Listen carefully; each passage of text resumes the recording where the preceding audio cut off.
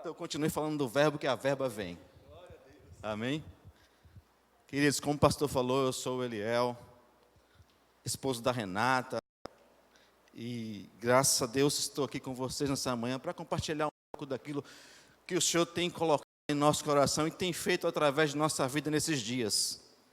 E cadê o Felipe, gente? Cadê ele? Aqui o rapaz do... Felipe, você quase prega aqui hoje, cara. Meu Deus, ele, Senhor, está sintonizado. O Espírito Santo testifica. Aí vem Samuel. E eu digo, não precisa mais pregar. Já pregaram o que eu vou pregar aqui hoje. É que o Espírito Santo está testificando, irmão, naquilo que ele quer falar para nós nesses últimos dias da igreja aqui na terra. Amém, queridos? Fica ligado, fica sintonizado. Eu não sou assim, pedagogicamente igual o pastor Samuel, como ele fez aqui nas 2 semanas atrás, eu tive aqui, né? Que arrumou tudinho, não. Vai pegando no teu espírito, né? Eu sou um pouco, um ator no novo, outro ator no velho, e está falando, entendeu? Amém, queridos? Vai ser bem, com certeza que vai terminar tudo bem. Tá bom? Vamos decolar? Aleluia. Queridos, não se escandalizem comigo, porque eu não sou um crente normal. Eu sou anormal, né? Eu não gosto de crente normal. Um crente previsível. Eu sou um crente previsível, eu sou um crente fora do normal. Deus não me chamou para ser normal. Veja só, se você acredita que um homem com um cajado abriu o Mar Vermelho e conduziu mais de 2 milhões de pessoas para atravessar o Vermelho, se você acredita que um homem pequeno derrubou o gigante com uma pedra na sua testa, você não pode ser normal. Você acredita nisso? Pensa comigo, Salvador tem 3 milhões de habitantes. Tente reunir todo mundo para conduzi-lo para uma outra cidade aqui perto. Ali, em Santa Amaro, vamos dizer assim. É difícil? É difícil você reunir todo mundo para fazer essa travessia até Santa Amaro? Você imagina o cara com um cajadinho na mão, que tocou na água e passou mais de 2 milhões de pessoas. Você acredita nisso? Então você não pode ser normal, cara. Não é verdade? Você acredita que um homem derrubou um gigante com apenas uma pedra na sua bunda? O gigante caiu e tombou no chão. Não posso ser normal. Então Deus não me chamou para ser normal. Eu sou louco e sou apaixonado por Jesus. Deus não me chamou para ser famoso. Ele me chamou para ser faminto por Ele. Ardendo por Ele, queimando por Ele. Foi para isso que Ele me chamou. E como foi falado aqui, através da Felipe, do Samuel, do pastor Samuel, e casou aquilo que Deus está trabalhando em meu coração, que é sobre identidade e propósito. Revelação daquilo que eu sou em Cristo Jesus. E não se escandalize comigo, uma coisa que eu não sou, irmãos, é evangélico. Desculpa se eu não sou evangélico. Samuel não é cheio de ser evangélico, cara. Não sou. O Deus que eu sirvo não é Deus dos evangélicos. Depois que eu descobri isso, irmão, minha vida nunca mais foi a mesma. Eu cresci numa denominação tradicional, religiosa ao extremo, que vivia de usos e costumes, como princípios de doutrina, mas aquilo já me incomodava desde criança. Eu não me conformava com aquilo. Eu disse, tem mais. Pode ser só isso. Não pode ser uso nem costume. Tem que ter algo mais aí. Então, a minha identidade era baseada naquilo que eu usava. Irmãos, eu cresci numa família que não assistia televisão. Eu não tomava Coca-Cola porque era pecado. Pode isso? Pode isso, Arnaldo? Pois é. Para vocês já falar isso, eu revelei minha idade para vocês aqui, né? Eu cresci nesse ambiente. Em casa não tinha TV. Lá em casa veio ter televisão quando eu já tinha, acho que 15 para 16 anos. Meu pai nunca colocou uma TV em casa porque era pecado, irmãos. A gente ficava fugindo, escondido na casa dos meus tios para assistir o Sítio do Pica-Pau Amarelo. Para assistir Jaspion. Já assistiu Jaspion aqui? Vocês são da minha geração. Outros não sabem nem quem é isso aí, mas tem um Play Plus aí que paga, viu, Jaspion? Tá? Eu fiquei até contente. Falei, meu Deus, meu filho vai saber quem foi o Jaspion, quem foi o Edman. Spectrum Man foi da sua geração? Ou era os da nossa época, né? Eles são os Marvel, né? Pois é, queridos. Então eu cresci nesse ambiente, imagina aí. Mas graças a Deus, Ele imprimiu em mim a revelação de quem realmente sou nele, em Cristo Jesus. Eu não tinha essa revelação de quem Cristo era em mim e de quem eu era nele. Amém, queridos? Vamos andar um pouquinho nessa palavra nessa manhã. Né? Eu tenho 2 filhos, o Giovanni e a Júlia, não puderam estar aqui hoje por outros motivos, né? Mas eu queria dizer para vocês o seguinte, que eu sou exatamente aquilo que a Bíblia diz quem eu sou. Não aceite outra coisa se não for isso. Amém, queridos? Vamos continuar naquela pegada aqui do início. Deixa o Espírito Santo trabalhar, falar ao seu coração. Porque o mundo, ele está desvirtuando a nossa identidade. Não sou aquilo que a Globo diz que eu sou. Eu não sou aquilo que a revista diz que eu sou. Eu não sou aquilo que o BOP diz que eu sou quando ele faz o levantamento de que evangélicos crescem no Brasil. Eu não sou isso. Eu sou exatamente aquilo que a Bíblia diz que eu sou. E a minha Bíblia e a sua Bíblia diz que eu sou filho de Deus. Quando eu entendi isso, mudou uma chave na minha vida, meu irmão. Eu disse, pronto, acabou. Eu não sou religioso mais. Eu não sou evangélico, agora eu sou filho de Deus. E como filho de Deus, eu sou herdeiro de todas as bênçãos que Deus tem para mim na cruz em Cristo Jesus. Amém? E eu quero profetizar, Samuel. Chegou um tempo das pessoas virem aqui e irem nas igrejas em si, de modo geral, não mais com consumidores, mas com provedores. Foi o que aconteceu aqui domingo passado. Irmãos, eu não aguento mais as pessoas irem na igreja atrás de bênção. Eu acho que já estou pegando, né, mais a introdução, irmãos. Vai pegando aqui. Estou aqui, por isso que eu disse você, eu não sou organizadinho, metodologicamente falando, mas vai pegando o espírito aí. Eu não aguento mais esse evangelho, irmãos, de fazer campanha para ganhar coisas que já são nossas. Eu não aguento mais aquele discurso que a gente ouvia, que Deus está preparando uma bênção para você. E eu quero dizer para você, se você veio aqui nessa manhã, atrás dessa bênção, eu quero dizer para você que Deus não está preparando a bênção para você. Deus está te preparando para a bênção. Porque você já é abençoado em Cristo Jesus. Todas as coisas são suas. Ah, pastor, mas por que eu não consegui ainda entrar nesse ambiente de estar abençoado? Porque Efésios 1:4, eu vou falar mais na frente sobre isso, diz o quê? Ele nos abençoou com todas, a Bíblia é todas as sortes de bênçãos. É coisa que já foi feita no passado. Então, quando eu venho aqui fazer campanha, meu irmão, para conquistar bênçãos, eu estou negligenciando tudo aquilo que Jesus fez na cruz. Eu estou crucificando Ele novamente na cruz do Calvário. Porque a palavra diz que Ele já nos abençoou. Você já é abençoado. Mas porque às vezes, irmãos, eu sinto que eu ainda não conquistei algumas coisas desse pacote de bênção. Querido, Deus conhece o meu e o seu coração. Por isso que eu disse, Deus está te preparando para a bênção. Porque se você colocar a mão nessa bênção antes do tempo, você vai pegar essa bênção, vai transformar no bezerro de ouro e vai adorar. Irmãos, o povo saiu do Egito abençoado.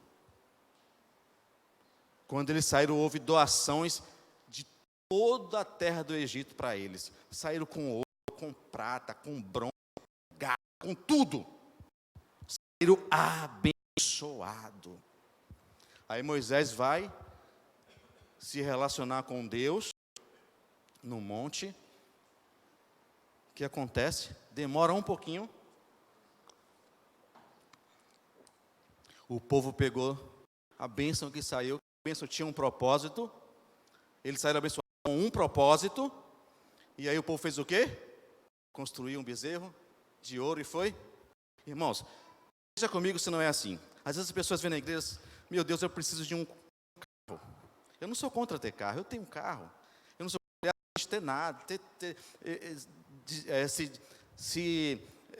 ser abençoado de tudo. Eu não sou contra isso. Ter carro, casa. Mas pense comigo. Às vezes o cara passa o tempo todo e eu quero. Aí Deus vai lá e dá um carro para ele. Do jeito que ele queria. Né? Nossa, irmãos, a primeira coisa que o cara faz, ele não vem mais na igreja de domingo. Ele vai para a praia. Ele vai para o sítio.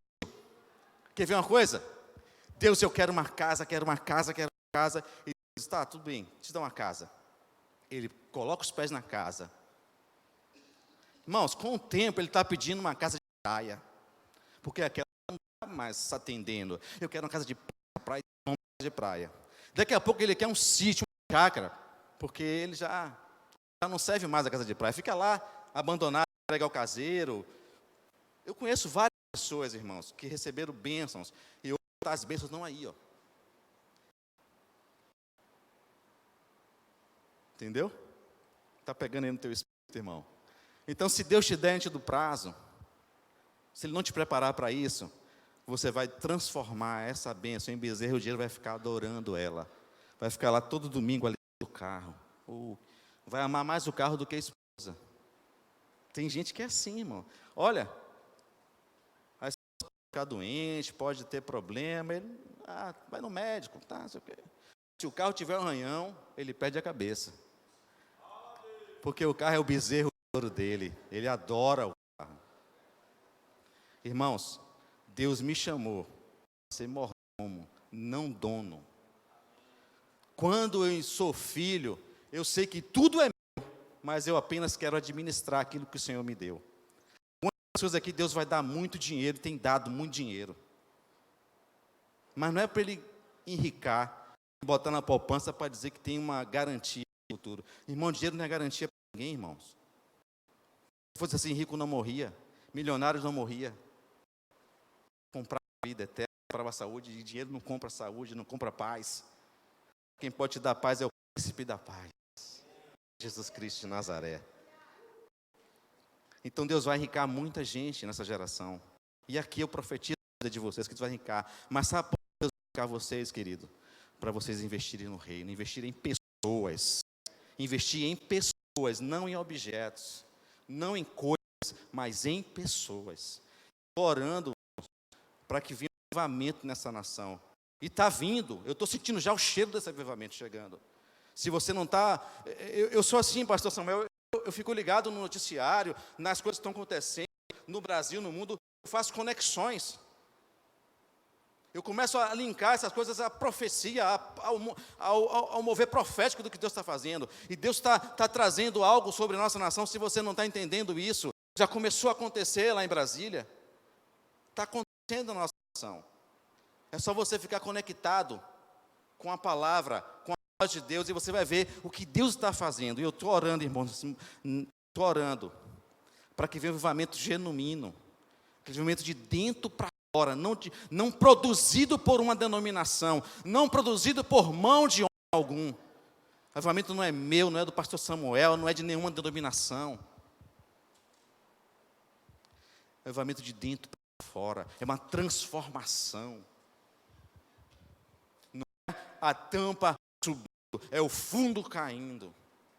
É onde você vai chegar assim, em lugares e vai começar a falar de Deus e pessoas vão chorar. Irmãos, eu tenho vivido assim nesses dias. Esses dias eu estava ali no Hospital da Bahia, tem um amigo meu que é pastor também, e ele trabalha vendendo lanche ali, atrás da emergência. Irmãos, eu gostei do que estava acontecendo aqui. Quando você fala de Deus, você atrai o poder de Deus. Quando você fala com Deus, você atrai a presença de Deus. E no ambiente de glória, irmãos, muitas coisas acontecem. Não precisa você dizer, pastor, ora por mim, por cura. Não. No ambiente de glória você já é curado. Você é renovado. Você é libertado. E eu estava ali, irmãos, conversando, e a gente fala de Deus. Eu vou lá para tomar um cafezinho no lanche do pastor, e a gente começa a falar, eu fico lá 2 horas, e o tempo passa e eu não consigo. Meu Deus, eu perdi aquela visita que eu tinha de 9 horas para fazer. Jesus, e agora? E aí, irmãos, eu estava ali e falando de Deus, e quando você fala de Deus, você atrai o poder de Deus. Aí chegou uma senhora desesperada lá, sentou, e fumando um cigarro atrás do outro e tal, e a gente conversando de Deus. A gente não falou que era cristão, não falou que era filho de Deus, nem dirigiu a palavra para ela assim, a gente começou a falar de Deus. Irmãos, essa senhora começou a chorar. Meu Deus, eu preciso voltar para Jesus. Estava com o marido internado, teve um problema no coração, estava enganado pelos médicos. E a gente começou a conversar com ela e orar pela vida dela. Irmãos, essa mulher, na mesma hora, ela pegou o cigarro que estava na boca, apagou o cigarro, pegou a carteira de cigarro, ia passando um gari desse lado de cá, ela disse, jogou fora, não fumo mais, estou voltando para Deus agora. Vocês acreditam, irmão, naquele mesmo momento, ela foi batizada pelo Espírito Santo, no meio da rua, queridos. Fale de Deus. Quando você fala de Deus, querido, você atrai o poder de Deus, e pessoas ao seu redor precisam do poder de Deus. Irmãos, a gente orou por ela, orou pela família dela, pelo esposo dela. No outro dia ela desceu. Eu fui lá de manhã, disse, cadê aquela irmã que está ela e tal? Ela acabou de descer, ela disse assim, eu vim aqui falar para vocês, pastores. Meu marido deu tudo certo, a cirurgia foi uma bênção, ele está curado. Até alta amanhã eu estou voltando para casa. Já tinha 2 meses em Salvador, irmãos. O mundo espera pela manifestação dos filhos, não é dos crentes, nem dos evangélicos. Romanos 8,19 falou que a ardente expectativa da criação espera pela manifestação dos filhos de Deus. Pessoas estão esperando você se revelar no seu trabalho que você é um crente oculto. Você não consegue dizer para as pessoas quem você é, que você é filho de Deus, você passa despercebido. Deus te colocou ali, não foi para você ganhar dinheiro, foi por um propósito, irmãos. Por que você faz o que você faz? O plano A de Deus nunca foi salvação. Aliás, Deus não tem 2 planos, Deus só tem um plano. Nunca foi salvação. Eu ando em lugares, eu andei em lugares, irmãos, e a gente está tentando pregar reino onde foi pregado salvação. O plano de Deus nunca foi salvação. Ele te criou para ter uma identidade de filho. E o mundo está esperando a manifestação dos filhos de Deus. Sabe por que eu estou falando isso? Eu também já fui crente oculto, irmãos. Quando eu não tinha entendimento de quem eu era e do propósito que Deus tinha para a minha vida, que era muito maior que o meu propósito. Aliás, o meu propósito de vida tem que estar dentro do propósito dele. Se não tiver, eu estou no propósito errado.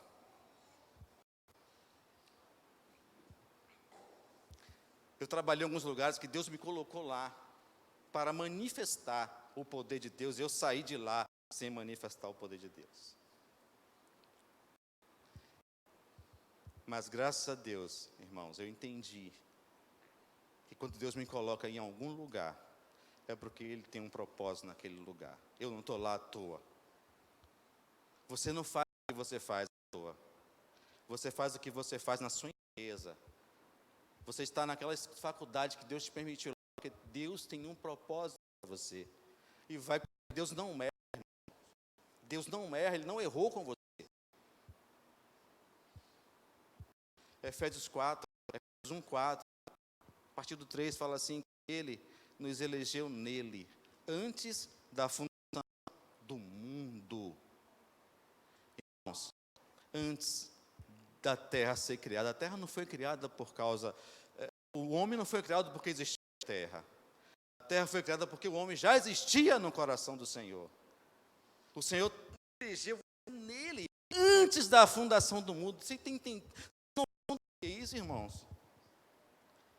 Antes de você nascer, antes de você se formar, antes de você ser feto, o Senhor já pensava em você. Ah, pastor, mas eu nasci, foi fruto de uma relação que vai no carnaval. Irmãos, não importa o meu que você veio. Importa é que antes de você chegar no útero da sua mãe, o Senhor já tinha te gerado e já tinha pensado em você. Porque Ele te amou primeiro, Ele pensou em você primeiro do que teu pai e tua mãe ter se relacionado. Ele já pensava em você. Está escrito, eu não estou falando heresia. Pode ler a Bíblia em Efésios 1:4 e vai dizer: Ele nos elegeu nele antes da fundação do mundo, para sermos santos e irrepreensíveis em amor. Mas antes no 3, como o pastor Samuel fala no contexto do texto, ele diz o quê? Ele nos abençoou com toda sorte de bênção em Cristo Jesus. Essa é a minha identidade. Esse é o meu propósito. É manifestar a glória de Deus por onde eu vou. Porque a ardente expectativa da criação espera pela manifestação dos filhos de Deus. É por isso que eu digo, irmãos, que eu estou orando pelo momento genuíno. Eu estou orando pelo momento, sabe? Você vai no shopping, comprar aquela bolsa Louis Vuitton, você vai olhar para ela e é para você, e você vai dizer: não é mais esse tempo, cara. Pastor Samuel, eu fui no shopping comprar uma bolsa de 4.000, mas eu vou comprar de 500. Toma 3.500 e investe em pessoas, investe no reino. Isso é avivamento, irmãos. Isso é avivamento, é de dentro para fora, é transformação de mente. Vocês não querem, aleluia, vocês não querem experimentar da boa, da perfeita e da agradável vontade de Deus, ou da boa, agradável e perfeita vontade de Deus? Querem ou não querem? Vamos viver avivamento. E sabe onde está esse avivamento, irmãos? Não está na denominação A, B ou C. Ele está aí dentro. Ele está aí dentro. Bote para fora, porque Deus já colocou aí dentro, meu irmão. O avivamento está aqui dentro de você, querido. Sabe, você vai no shopping e vai olhar aquele tênis de R$1.000, da Mizuno, lançamento da Mizuno. Aí você vai olhar, cara, que lindo, mas imagina eu, ó. Tá. Aí os caras vão falar assim: as garotas não vão se dar. Eu de Mizuno na igreja. Cara, já passou esse tempo, meu. É tempo de você olhar para o Mizuno e falar: ó, Mizuno, você vai ficar aí, mas eu vou investir em pessoas. Sabe por quê, irmãos? O dinheiro compra tudo. O dinheiro compra tudo, mas na unção você ganha. Na unção você ganha. Sabe por quê? Porque Deus é pai e você é filho. Eu estou falando para o pessoal no dia que eu estive aqui, eu tenho dificuldades, como todo mundo tem. E vai de todas as áreas, desde a emocional, financeira. Eu sou homem.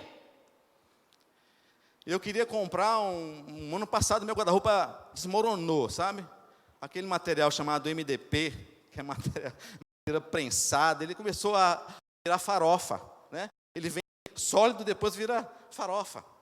Eu falei para minha esposa: a gente precisa comprar um guarda-roupa. Ela falou: não dá, tal.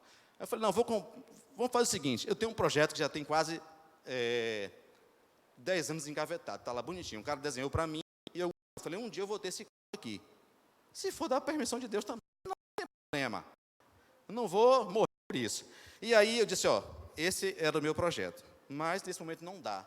Vamos comprar um novo no LX, e alguém que está mudando de casa, ou mudando de endereço, e quer se desfazer, não porque não presta, mas porque um apartamento menor, né, que as configurações hoje mudaram, né? Antigamente a gente morava em casas grandes, a gente mora em casas pequenas, né? Cada dia mais o apartamento vai diminuindo. Eu não consigo morar em um apartamento de 57 metros quadrados, mas tem gente que mora, graças a Deus por isso, né? Eu sou muito espalhado em casa, né? E meus filhos também são espalhados, a gente gosta de espaço. Então, eu conversando com ela, comecei a pesquisar no LX, um guarda-roupa. Pesquisei, e aí, irmãos, encontrei um. Nossa, esse aqui é o que eu estou querendo colocar aqui. Posso correr, enorme. E aí liguei e não atendeu, cadastrei no Zap, falei com o rapaz, falou: estou viajando, semana que vem eu estou em Salvador, a gente vai olhar, e deu semana que vem, a gente não conseguiu ver, passou quase um mês. Aí eu comecei a olhar hoje, falei: vou esquecer esse e vou olhar os outros. Aí eu fui olhar os outros, mas estava lá, sabe que não batia aquela sintonia. Não gostei. Aí insisti naquele que eu tinha visto primeiro na LX. Aí consegui falar com a esposa do rapaz, e marcamos, eu fui lá. Tinha um valor estabelecido no LX, eu fui lá. Vou fechar com ele, porque eu gostei. Eu achei que eu ia ver o guarda-roupa todo em pé, ela estava todo desmontado. Eu falei, e agora, Jesus? Aí, irmãos, quando eu cheguei lá sábado da manhã, bem cedinho, era 8 horas da manhã, que eles iam sair. Falou, vem até tal hora, porque a gente vai sair. Saí cedo de casa e fui para lá. Cheguei lá, irmãos, encontrei o homem com a Bíblia na mão, lendo. Eu falei, opa, Deus, qual mistério é isso, Senhor? Esse homem estava meditando, eu falei, que bênção, irmão, você está meditando na palavra. Aí ele falou assim, e você é cristão também? Eu falei, sou, graças a Deus. Aí, pô, meu irmão, eu digo, não, eu vim ver seu guarda-roupa aqui, que estava no LX. Ele falou, aí quando eu perguntei seu nome, ele falou, Aliel. Eu falei, opa, o meu só muda a primeira letra, é Eliel. Tem coisa aí, tem carne nesse amor aí, velho.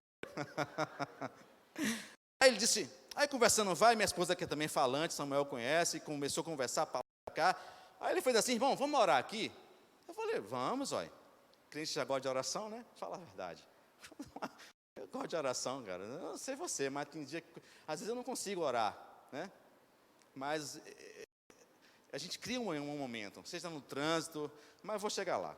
Então aí a gente começou a orar, quando na oração, ele falou assim para a esposa, sabe que a gente tem medo da esposa, né? A gente tem medinho da esposa. A gente vai tomar uma decisão que eu tinha feito a coisa depois em casa, quebrou, meu irmão, por decisões.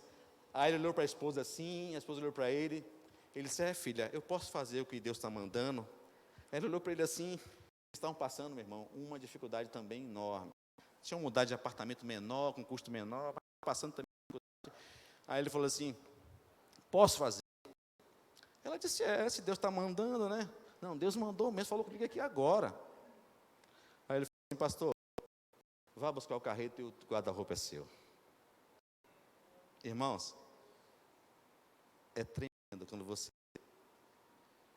entende que buscar primeiro o reino de Deus e a sua justiça e as demais coisas vos serão acrescentadas. Não coloque a carroça à frente do boi. Deus, Ele tem o melhor para você, Ele tem o melhor para nós. Mas o que Ele quer de nós? Busque. Você quer coisas? Busque o reino. A palavra diz que as bênçãos vão correr atrás de nós e elas vão nos alcançar. Não a gente vai correr atrás dela para alcançar.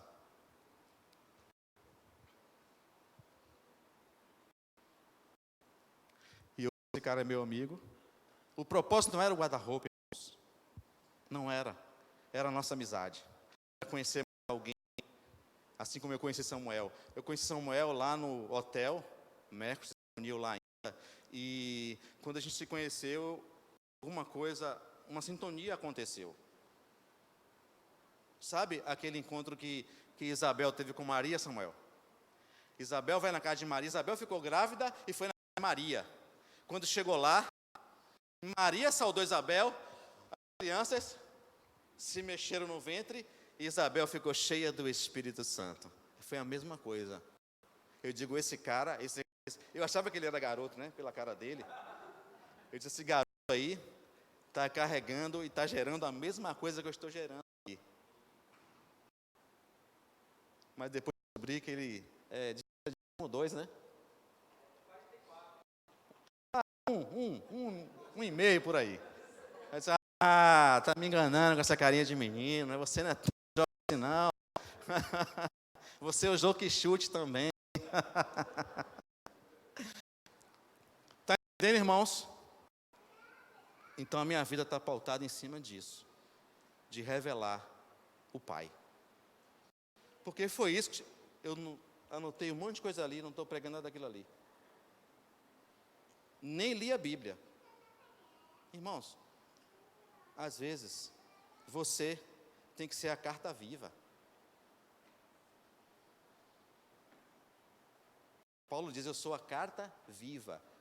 Se a vida não for o testemunho da cruz de Cristo, eu tenho que repensá-la. Né, Samuel?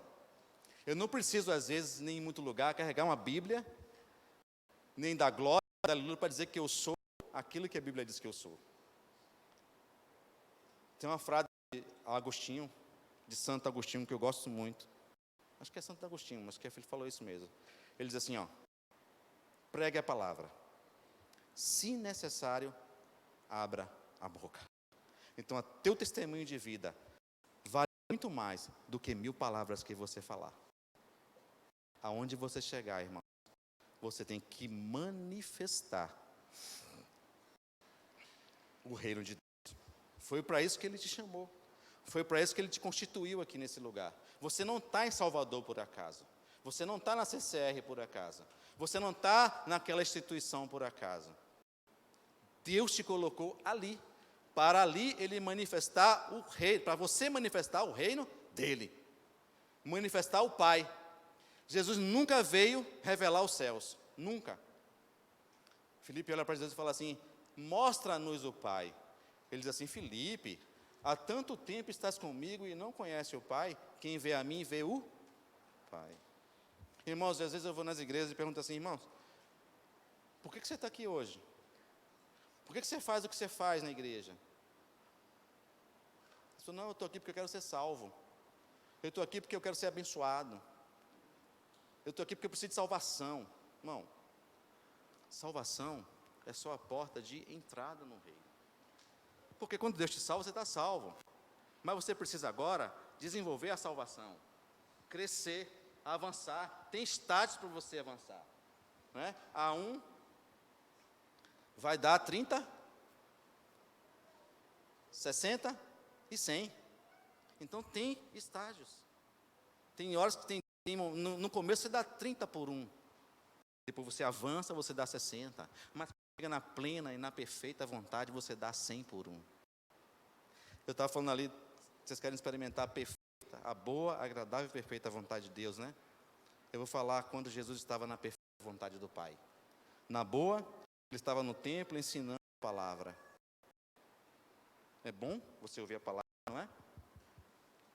Conversar sobre a palavra. É a boa, perfeita, a boa vontade de Deus. Na agradável, Jesus estava expulsando os demônios, curando os enfermos, libertando os cativos e oprimidos. Mas na perfeita vontade de Deus, Jesus estava na cruz. Ali foi o propósito dele. Ele disse, eu tenho que ir para Jerusalém. E os caras dizendo, não vai. Lá você vai morrer. Não, meu objetivo é ir para Jerusalém.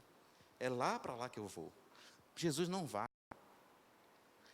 Se eu te perguntar uma coisa, não ouça a heresia. Dos discípulos escolhidos, quem foi mais que impulsionou Jesus para cumprir o propósito? Pedro ou Judas? Judas. Pedro queria tirar Jesus do propósito. Isso não vai te acontecer. Não, você não tem que ir para lá. Judas não diz, eu tenho que entregar ele. Tinha chance para Judas, irmãos? Tinha. Claro que tinha. Tem chance para todo mundo, cara. Ele só tinha que se lembrar da palavra. Ele disse que vai ressuscitar. Eu vou esperar ele ressuscitar, vou correr para ele e vou dizer que eu estou arrependido e vou pedir perdão e ele vai me aceitar de novo. Mas ele se precipitou. Então, irmãos, não saia do teu propósito. Teu propósito é manifestar, é revelar o Pai, é exercer a paternidade de Deus sobre essa geração. Essa geração, mais do que nunca, precisa de paz.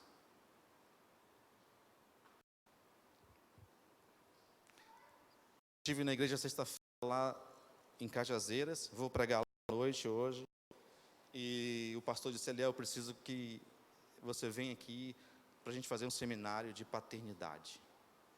Falar sobre paternidade. A gente está num mundo de pessoas que têm pai e têm mãe, mas são órfãos. Porque não entenderam a sua filiação em Deus. Irmão, Gênesis 1:26 diz o seguinte: Deus Pai, Deus Filho e Deus Espírito Santo, ele diz assim, façamos o homem conforme a nossa imagem e semelhança. Você foi criado conforme a imagem de quem? De Deus. A semelhança de Deus. A imagem dele. Olha o propósito começando ali, a criação. Façamos o homem conforme a nossa imagem e a nossa semelhança. Abraão era como? Aí veio aquela história que a gente já conhece desde criança, né? Quem teve escola bíblica dominical, como eu, sabe a história de Adão, de Eva, de onde eles caíram e da proposta que foi feita para eles. O diabo continua fazendo a mesma proposta, colocando dúvida de quem nós somos. O que ele falou para Adão e Eva? Realmente, será que foi isso que ele disse mesmo? Sabe por que ele quer que você não coma daquela árvore? Porque no momento em que você comer, você será como Deus.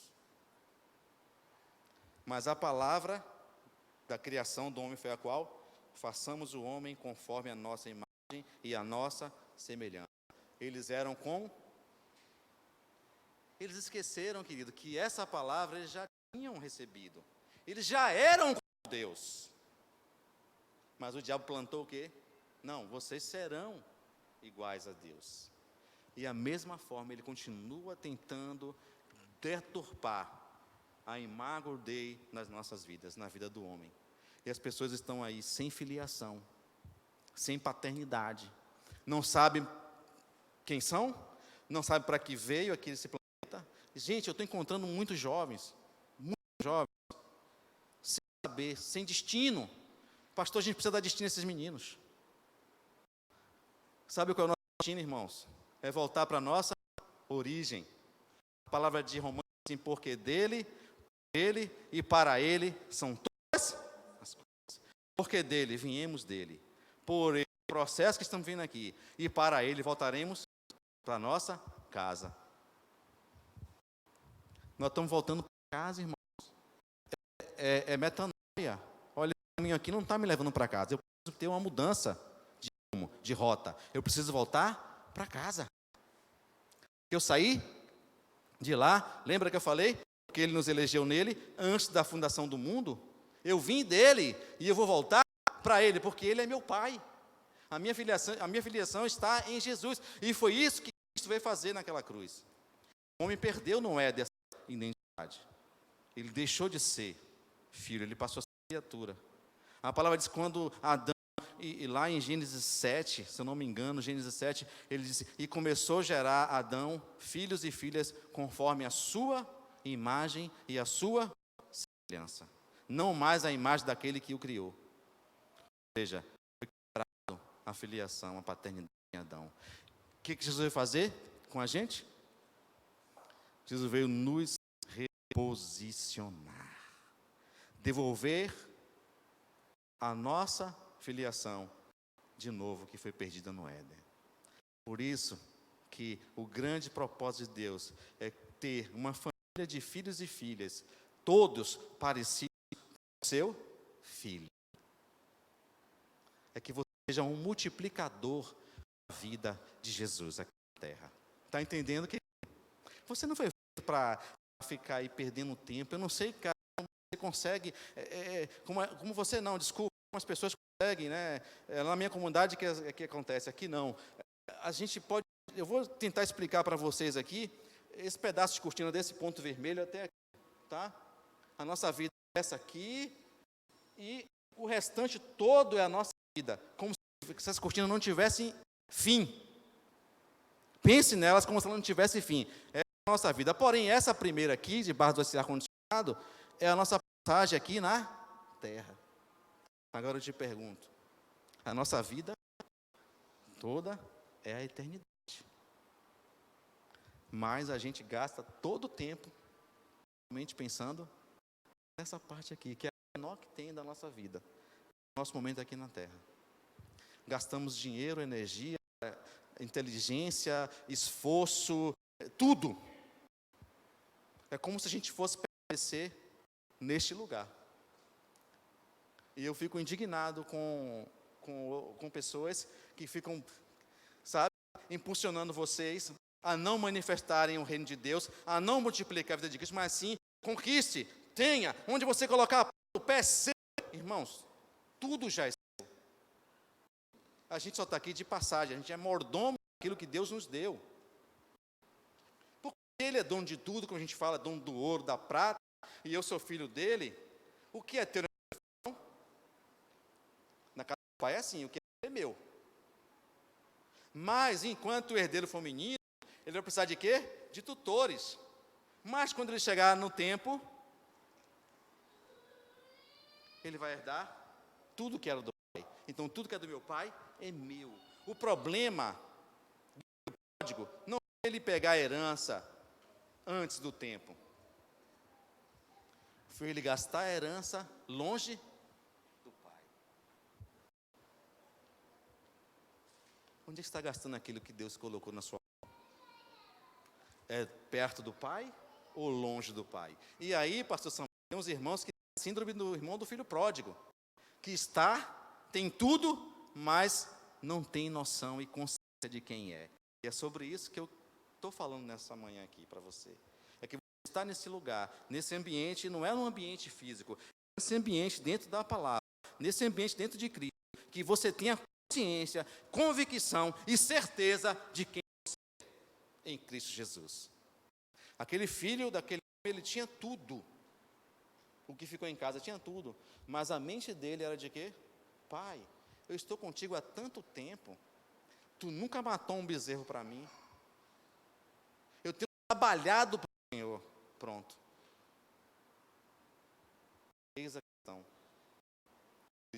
Ele não tinha mente de filho, ele tinha mente de um servo, de um trabalhador do Pai. Quantas pessoas estão caminhando com a gente, irmãos, que não conseguem ter uma mente de filho, de trabalhador, que acha que tem que fazer alguma coisa. A pior coisa que me deu, sabe, é quando alguém chega para mim e fala, Eliel, o que é que eu tenho que fazer? Eu falo, você não tem que fazer nada, cara. Nada? Você não tem que fazer nada, irmão.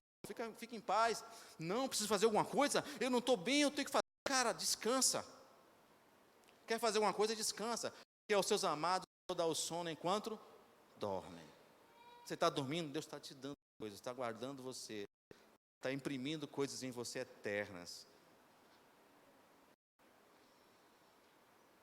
E aquele filho pródigo volta, e o pai, ele nunca desiste, cara. Nunca desiste. Ele vai estar sempre de braços abertos, esperando o retorno do filho amado. Só que tem um mistério aqui, irmãos. O pai, ele ficou o tempo todo vigilante. Por quê? Porque quando aquele filho voltasse, o pai não encontrasse ele primeiro e abraçasse ele, já se recebesse, ele corria de ser apedrejado. Pela lei, ele podia ser apedrejado. Então o pai, por amor, ele vai, corre, abraça o filho, recebe, mas o outro está em casa, e o pai fala, meu filho, tudo é teu, tu nunca, por que tu não matou o bezerro? Por que tu não aproveitou a riqueza do pai? Se tu estava em casa, tudo era teu, porque ele não tinha consciência de filho, ele tinha consciência de escravo. Deus te libertou, irmãos, da escravidão do pecado, para trazer para você a filiação, a paternidade, e dizer, você é meu filho, eu te gerei, pede-me e te darei as nações. Eu não tenho mais coragem de me ajoelhar e dizer, Deus me dá isso, Pai. Me dá que é meu. Sabe o que é esse comportamento? É de imaturo. E o que eu vejo mais nas igrejas, irmãos, é crentes imaturos. Não sabem a sua posição em Cristo, não sabem quem são e nem têm a revelação de quem Deus é. Aí fazendo birra com o pastor. Irmãos, quando você entende quem você é, acabou, tira o lacre. E eu vim aqui tirar o lacre de aqui, sabe? Tirar esse lacre da sua cabeça que está impedindo de você entender quem você é em Cristo Jesus. Acabou, você não se magoa mais, você não se fere mais, ninguém te machuca mais. Você não vai virar quente pedinte, você agora vai ser provedor. Pastor, onde é que tem que investir aí que eu quero investir? Quem está precisando aí, eu quero investir. Deus não me chamou para ser necessitado. Ele me chamou para ser provedor. A igreja é a agência provedora de recursos para a cidade e para a nação. Irmãos, eu fico indignado quando a igreja vai na prefeitura pegar cimento, pegar piso para fazer construção da obra. Irmãos, eu tenho um amigo que é pastor, ele é meio doido. Ele chega na prefeitura da cidade dele e fala assim: prefeito, quantas cestas básicas o senhor vai ter hoje? Ele não vai lá bater para o prefeito pedir cesta básica para dar aos irmãos na igreja. Não, ele, quantas o senhor quer hoje para completar a da prefeitura, para dar para os pobres aí da cidade? Porque ele entendeu que a igreja, ela não é igreja necessitada. Porque Deus não trabalha para atender as minhas necessidades. Isso destravou a minha mente, travou a minha vida de cristão. Ele não trabalha para atender as minhas necessidades. Deus trabalha para cumprir o seu propósito. Aí os crentes ficam com um comportamento imaturo, fazendo birra. Birra é coisa de comportamento infantil, irmãos. É meu, ninguém toca, é meu. E fica fazendo malcriação. Isso é comportamento. Deus está te chamando para você sair de um nível. Eu gostei muito quando eu vim aqui no aniversário da igreja, assim, uma nova vibe, ou uma vibe nova. Eu falei, cara, Deus está falando algo comigo através disso aqui, que já vem falando durante esse mês, essa semana, esse ano. Da gente passar para um próximo, um next level. Deus quer te levar para um próximo nível, querido. No nível multiplicador da vida de Jesus Cristo. Ele quer que você viva o sobrenatural no natural, como Ele viveu. Sabe qual é o problema? É que você quer ser original. Você quer ser você mesmo. Você não veio para com propósito para ser original. Você veio para imitar o original, que é Cristo Jesus. Mas eu quero ser original. Como é que está o tempo aí, pastor? Já deu meio-dia aqui, hein? Os irmãos estão com fome, viu?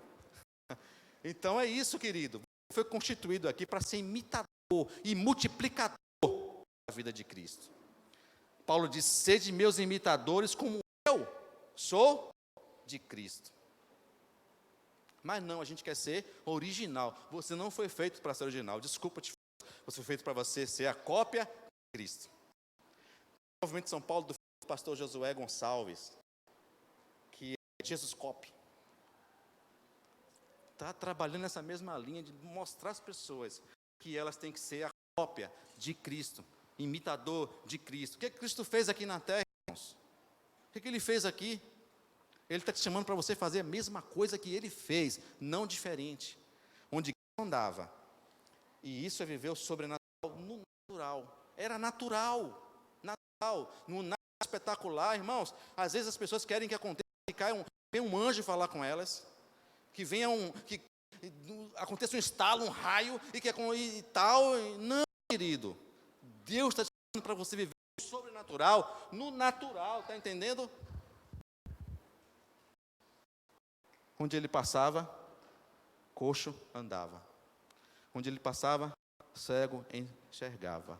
Onde ele passava, surdo ouvia. E ele não parava ali. Ele prosseguia. Para ele era natural. Por que para a gente não pode ser natural isso? Por que deixou de ser natural? Porque a gente não está mais querendo viver o sobrenatural de Deus. E o sobrenatural de Deus tira você da sua zona de conforto.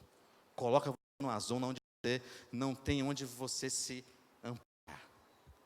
Porque quem te ampara é Ele.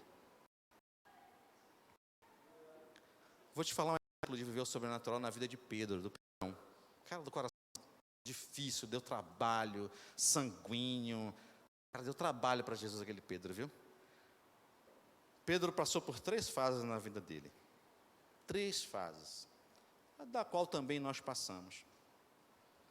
Quando Jesus começa a fazer isso com os 12, ele sai nas ruas e nas vilas, nas praias, e fala assim: segue-me.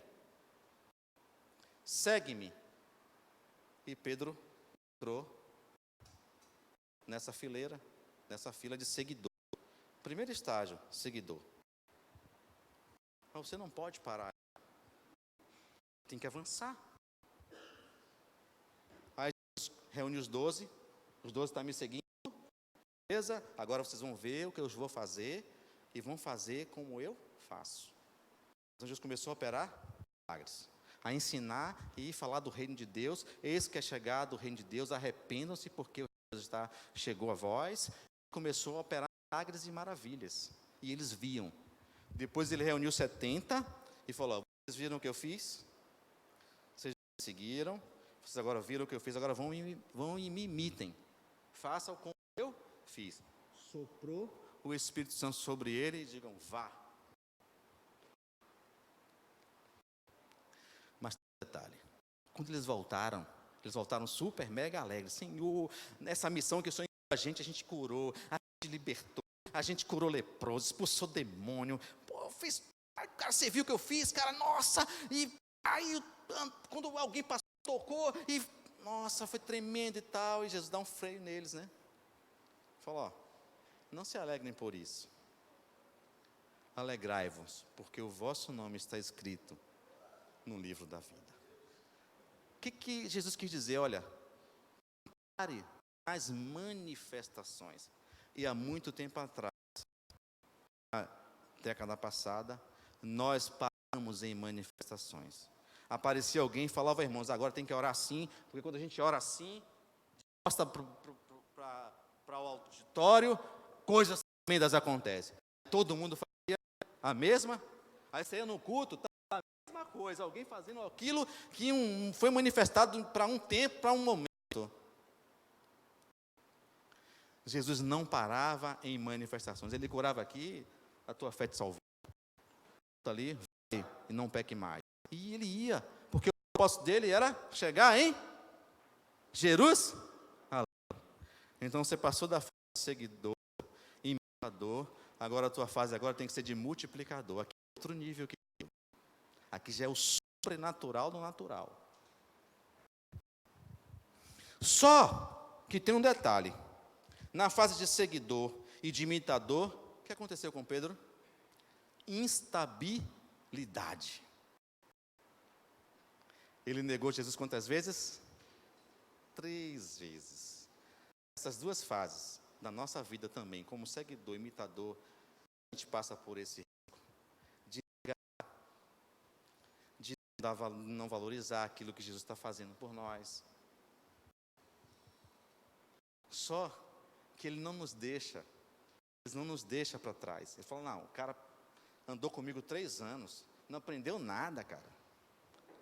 Me seguiu, curou enfermos, ressuscitou até mortos, e ainda me nega.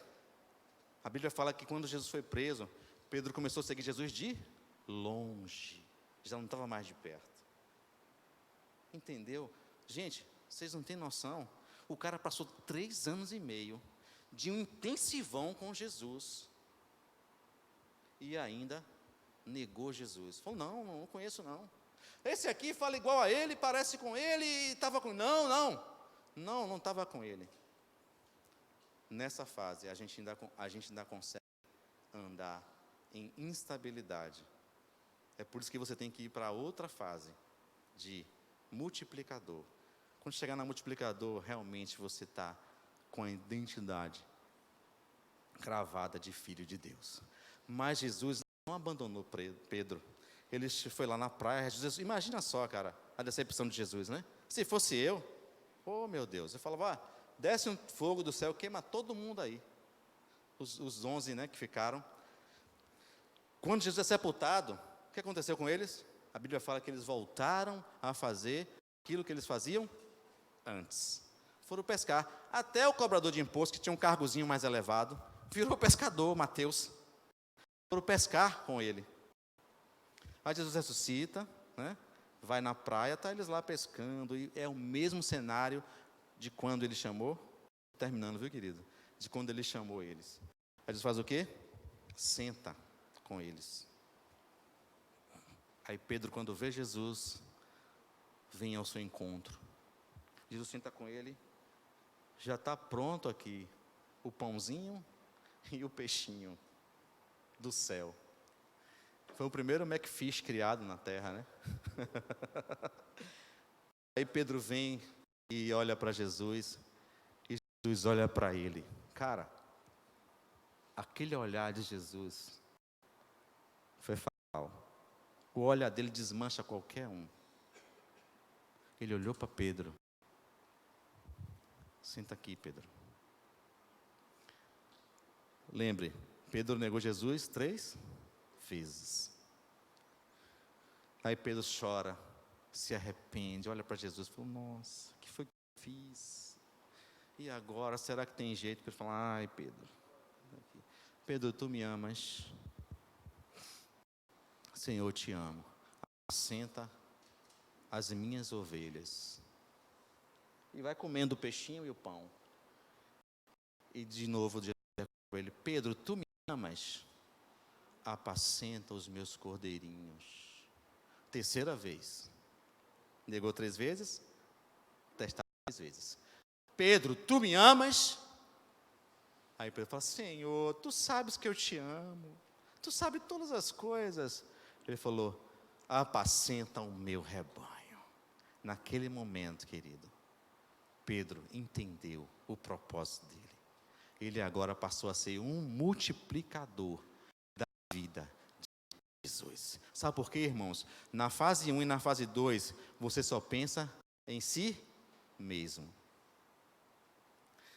De seguidor e ditador, você se preocupa consigo mesmo. Mas na fase 3, você cuida dos outros. Por isso, apacenta os meus, apacenta o meu rebanho, apacenta as minhas ovelhas. É para isso que Jesus está te chamando nessa manhã.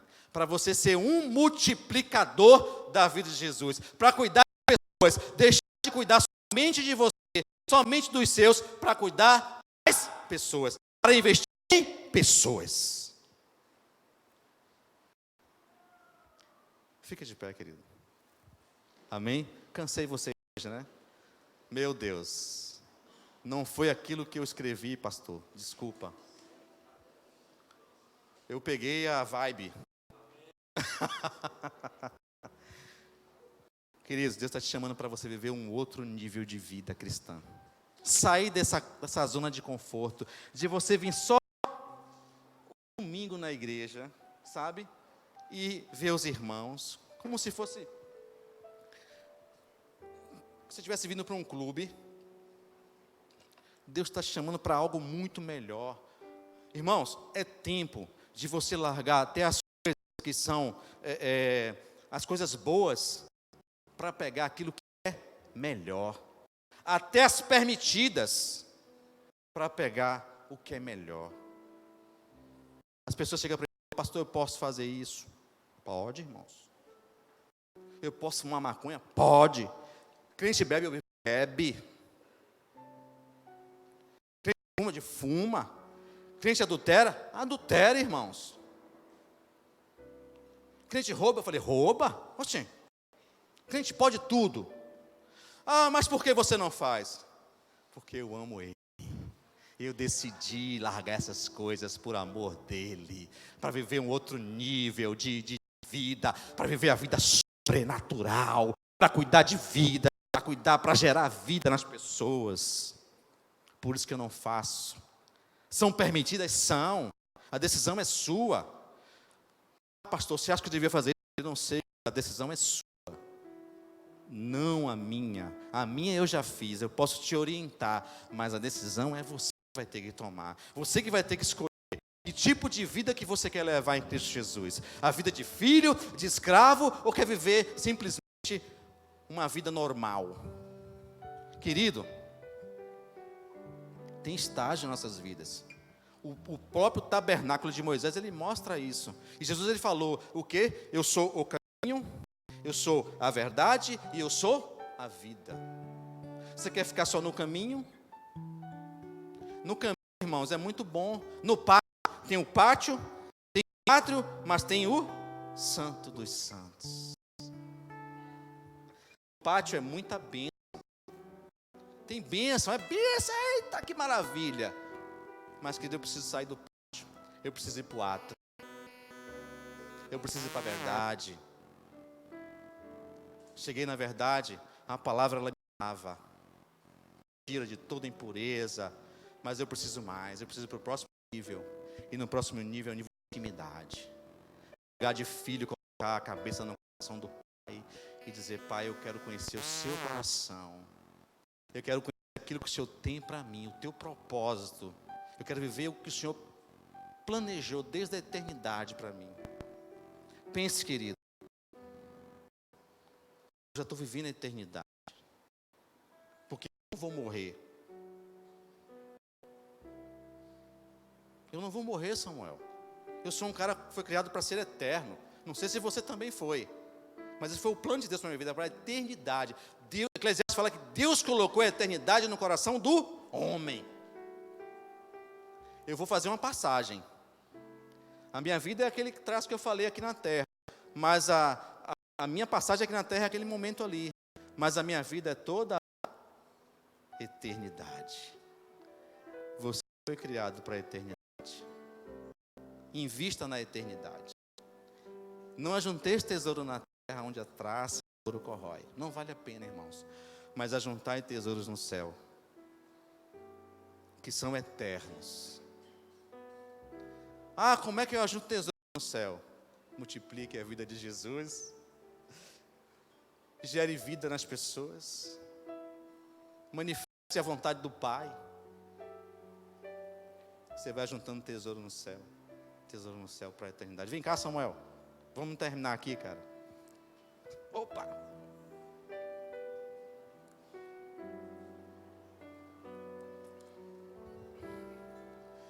Irmãos, eu sei que você já veio aqui na frente. Mas, se você depois dessa palavra, sim, Samuel, pastor, eu estou com crise do meu propósito. Eu não entendi ainda onde Deus quer me levar, para que nível Ele quer me levar. Eu estou em crise da minha verdadeira identidade. Eu ainda não sei. Lá, pastor, não estou desviado não, mas eu estou assim meio confuso, meio com o coração. Como é que você fala? Como é? Agoniado. Eu estou com o coração meio angustiado, meio, sabe, sem entender. Se você veio e quer vir de novo, vem aqui na frente. Nós vamos orar para você. Para Deus imprimir em você o que Ele está imprimindo na vida de algumas pessoas aqui. Imprimir a verdadeiro propósito, a verdadeira identidade. Mostrar para você que tem algo muito superior àquilo que você programou para a sua vida. O plano dele são maiores do que os meus. Os meus não interessam mais. Inclusive, pastor, o meu livre-arbítrio, que muitos se prendem nisso. Não, eu tenho livre-arbítrio, eu tenho direito de escolha. Oh, querido, eu peguei meu livre-arbítrio e disse, Senhor, meu livre-arbítrio eu não quero, porque eu vou viver para fazer a tua vontade e não a minha vontade. Eu te entrego o meu livre-arbítrio, eu não quero ele, eu não tenho mais direito de escolha. Eu não vim aqui para passear, para fazer a minha vontade, querido. Eu vim para fazer a vontade do meu Pai que está no céu. Jesus disse isso, e Ele disse, vocês farão obras maiores do que as que eu fiz. E se você se considera imitador, esse discurso tem que estar na sua boca também. Eu vim aqui não para fazer a minha vontade, mas para fazer a vontade daquele que me enviou. E a vontade de Deus é boa, é agradável e perfeita, mesmo que você tenha que morrer. Jesus não tinha medo de morrer. Ele não chorou ali no Getsemane porque ele ia morrer. Meu Deus, aleluia. Glória a Deus. Sabe por que Jesus chorou, irmãos? Porque por um instante o Pai ia se afastar dele. Por um instante o Pai ia desprezar ele, ia virar as costas para ele. Foi por isso que ele sofreu, porque ele ia perder por um instante a intimidade com o Pai. Eu não sei como é que você consegue viver, irmãos, sem essa intimidade, sem desenvolver esse relacionamento com o seu Pai. Jesus desesperou, chorou gotas de sangue, porque por um instante naquela cruz, os nossos pecados estariam sobre ele. E Deus ia virar as costas para ele. Ele sofreu. Por isso que ele disse, Pai, por favor, se possível for, passa de mim esse cálice, mas contudo, que seja feita a sua vontade. Mas que cálice era esse, irmãos? Era a coroa de espinho? Era os pregos? Da açoite? Não, querido. Era o relacionamento. Era a intimidade do Pai que ele não queria perder. Dê um passo de fé e vem aqui na frente. Amém. Amém, Senhor. Nós oramos agora, Pai, por todos aqueles que quiserem ultrapassar esse limite, Senhor. Quebrar essa barreira e ir para um outro nível, Jesus. A todos aqueles que quiserem sair do nível, do loop que estão, e entrarem num nível de modo excelente, Pai. Oramos, Senhor, por essas pessoas que entenderam, Pai, que não podem ser eternamente crianças no Evangelho, que entenderam, Senhor, que não podem ser eternamente imaturos, mas que entenderam, Senhor, que precisa dar novos passos, andar em novos caminhos, ter novos projetos, ter nova visão, ter renovação da mente. Clamamos, Senhor, por essas pessoas que estão aqui na frente e que estão pedindo do Senhor, estão pedindo do Senhor um novo estágio, estão pedindo do Senhor uma nova visão, estão pedindo do Senhor um novo modo de ser.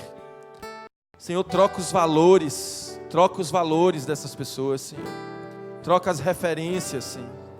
Coloca as referências no lugar certo, Pai. Coloca as referências, Senhor, no ponto certo. Em nome de Jesus. Dá identidade, Senhor, no coração dessas pessoas. Ou ratifica a identidade, Senhor. Confirma a identidade de quem elas são, que são do Senhor, que são geradas no Senhor, que são chamadas pelo Senhor.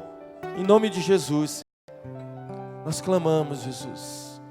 Clamamos, Senhor. Clamamos pelo Teu Espírito Santo, para que Ele possa conduzir, Senhor, esse novo passo. Tira a angústia e a agonia do coração e coloca a alegria de saber que nós somos. A alegria de saber que somos Teus filhos e que todas as bênçãos, Senhor, já estão liberadas, Senhor, nas regiões celestes. Prepara, Senhor, o nosso coração para recebê-las. Prepara, Senhor, o nosso coração, Pai, para usufruir dessas bênçãos. Para que nós transformemos elas em bezerro de ouro, Pai. Assim como foi pregado hoje, Senhor. Em nome de Jesus. Em nome de Jesus, nos ensina que tudo aquilo que o Senhor nos deu e ainda nos dá, é tudo para o Senhor. É tudo para o Senhor.